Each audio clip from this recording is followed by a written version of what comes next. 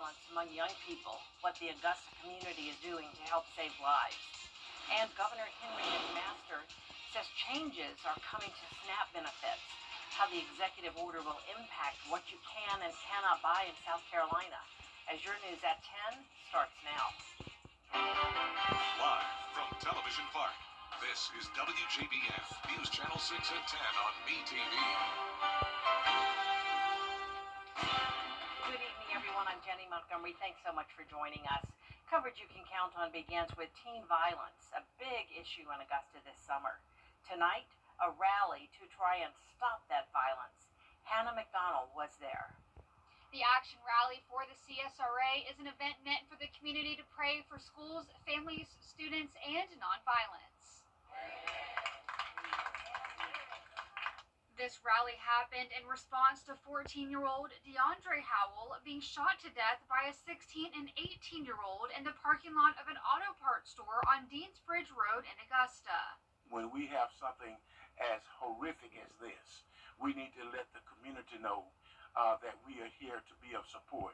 And this being a very violent thing, certainly people need to show that they are concerned and want to help make a difference.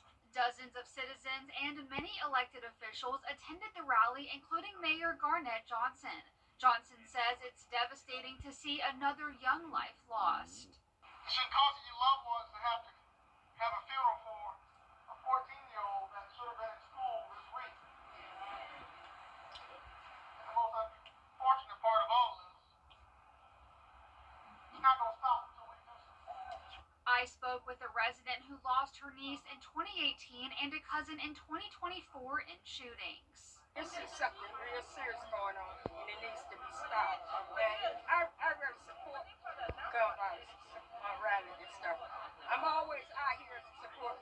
But I miss her, and I really truly miss her because she was the life of the family and stuff like that. She always kept us laughing. The event is co-hosted by the Monroe Foundation and the Martin Luther King Unity Foundation. In Augusta, Hannah McDonald, WJBF, News Channel 6.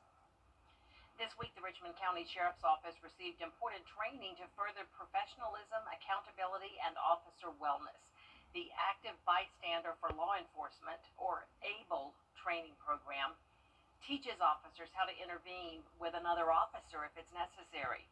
Part of what ABLE does is guide everyone on how to recognize troubling signs of mental health issues within the department. The other part of the program is learning how to intervene in the field if their partner seems to be going overboard with a subject or gets close to doing something that could get them in trouble.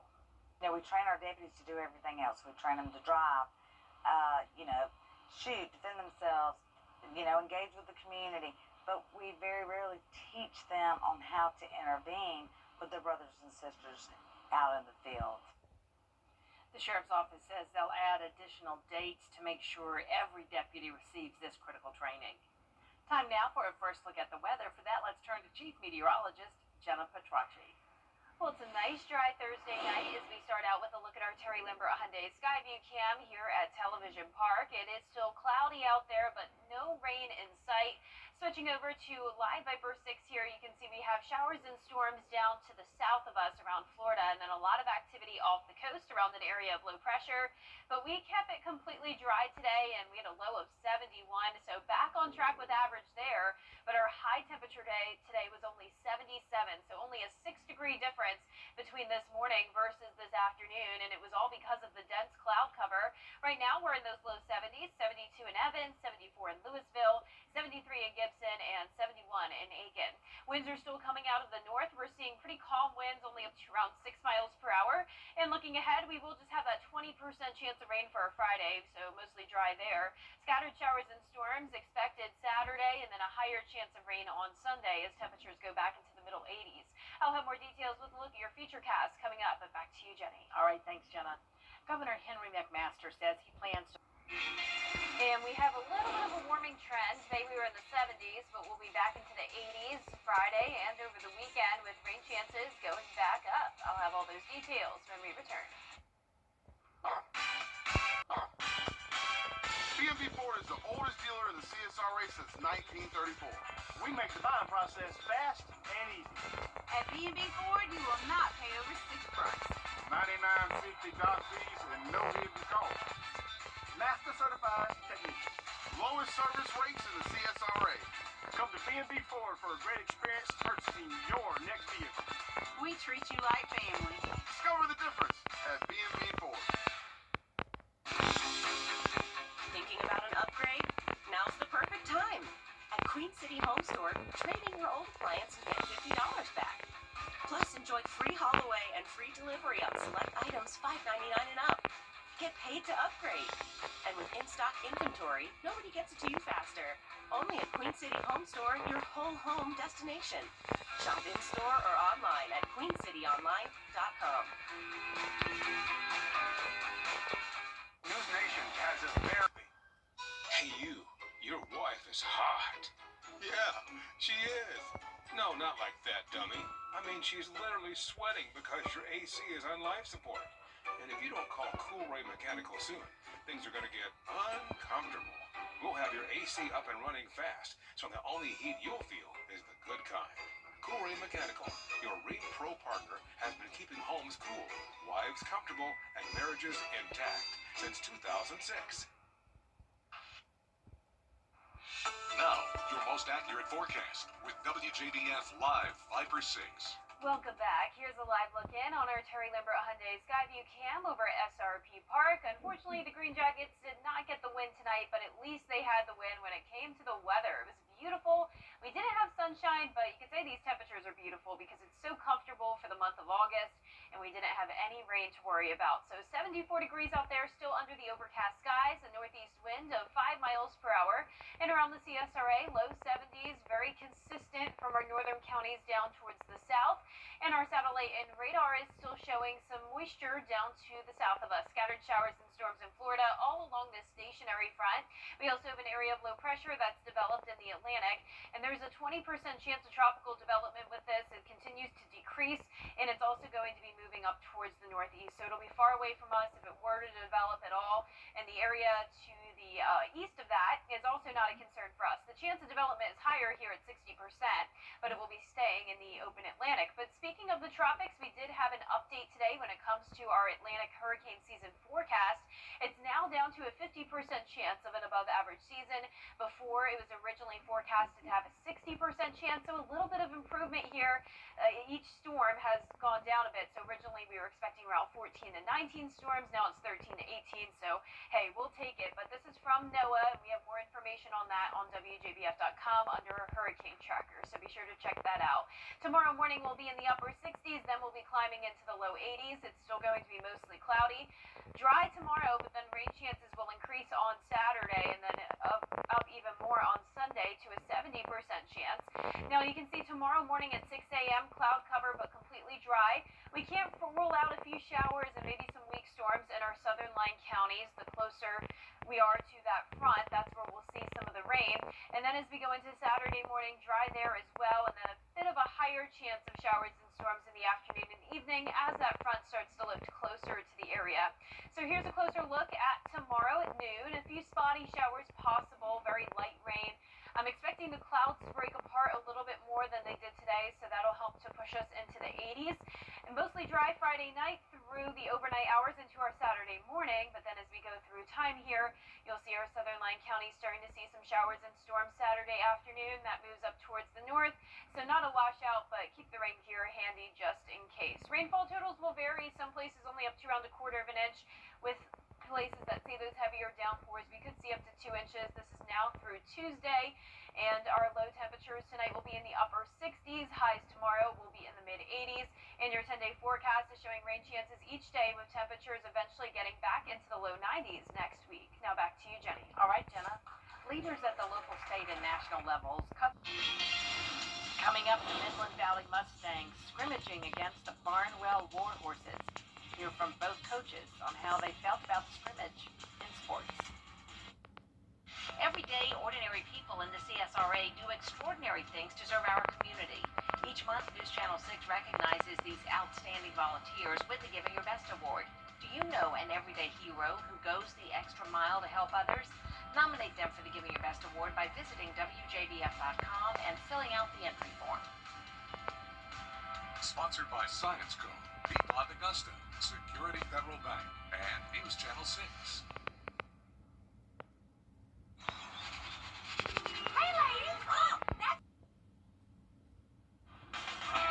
Now, WJBF sports coverage you can count on.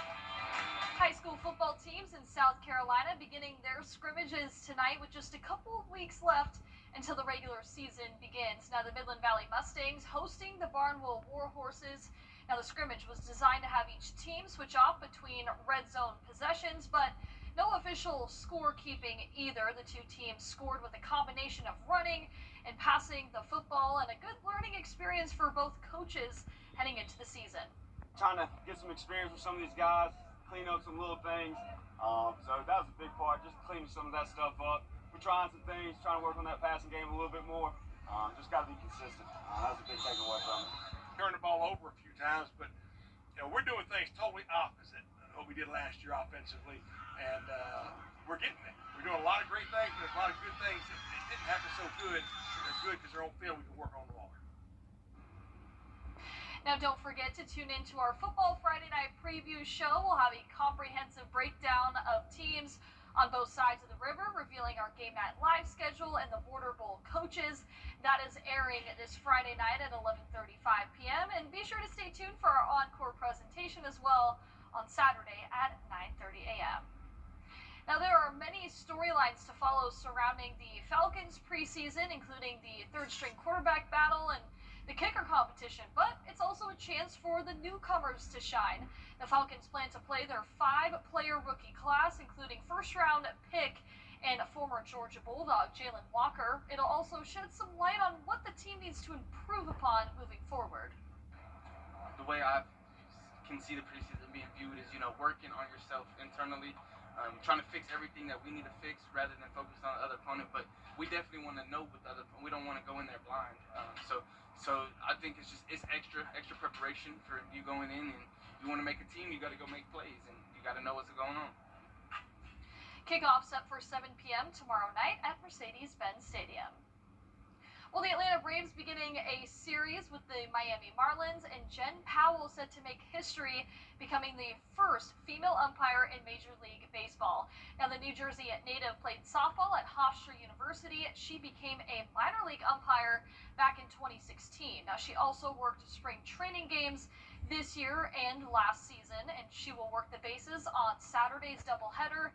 Then we'll work home plate on Sunday. Now, Athletics play-by-play announcer shed some light on how she might be feeling heading into her MLB debut. This is probably the most uncomfortable thing that she's ever going through because she doesn't want the spotlight on her. She's an umpire. She wants to go in and be fair and call a Major League Baseball game. And I'm excited, though, for that visual, and I think she also probably understands the significance of that.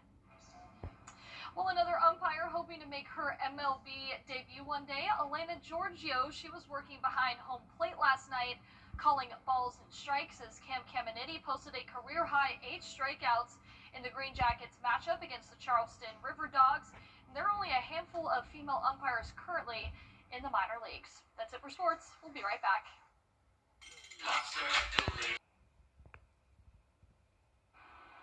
And last but not least tonight, some sea turtles found their way back into the wild today at North Topsail Beach, North Carolina. With the help of a conservation group and many visitors giving support, the turtles were ready to swim away. Lauren Beachy has the story. The Karen Beasley Sea Turtle Rescue and Rehabilitation Center released 6 sea turtles back to the ocean on Thursday morning. They estimate about 2,000 people came out to cheer our 4-flippered friends along. See the support of the community is an incredible gift. Just to know that this many people like turtles, believe in turtle conservation, and I couldn't believe how many people were out here today. The turtles have been in rehabilitation for quite a while, regaining their strength to return home again. We've had these turtles for quite a while. So one came in December after having been cold stunned. Another one came in April but had been originally stranded in December, suffering from cold stunning, which is a state of severe hypothermia. The Rehabilitation Center says they've helped 65 turtles so far this year. They currently have 11 in their hospital, but they say they might see an increase with cooler weather. And we know that'll have an increase when we get to cold stun season. So, we're happy with normal after a really super busy year. We're happy with a normal year. And we're also just happy that we can be here to take care of them when they're sick. People traveling from near Bellhaven, North Carolina, and far Pennsylvania, to see this release. I drove 2 hours and 15 minutes to get here this morning because I've always wanted to see this. I love sea turtles. Turtles are my life, just about. If you see a turtle on the beach, if you see any turtle on the beach, please give it a good distance because we can stress them out. We can cause a nesting turtle to turn around and go back in the water. We can cause an injured turtle to try to increase their injury. Interns with the Rehabilitation Center helped send the turtles on their way and celebrated the end of their internship by running into the water. In North Topsail Beach, Lauren Beachy. Lauren Beachy. What a On name. the beach. Fitting, right? That's awesome. And I cannot believe 2,000 people showed up. That's Yeah. so cool. Well, our forecast is showing some cooler weather into the weekend as well. It won't be quite as low as it has been lately in the 70s, but we are still going to be around 10 degrees below average, around 85. Rain chances are still low tomorrow, but increasing Saturday evening and then on Sunday, and then eventually we'll be back into the low 90s around Wednesday of next week. That's all the time we have for now. The news continues at the top of the hour on News Channel 6 at 11. Hogan's Heroes is next here on MeTV. Have a great night.